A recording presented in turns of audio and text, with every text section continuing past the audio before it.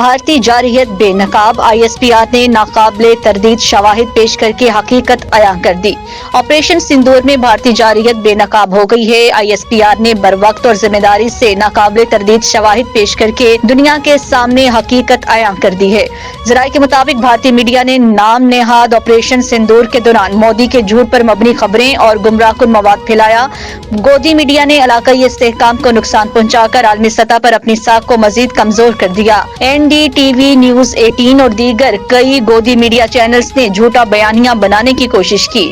بھارتی چینلز نے جھوٹا دعویٰ کرتے ہوئے پاکستان کے F-16 اور F-17 طیارے مار گرائے اور پاکستانی پائلٹ کو بھی گرفتار کیا۔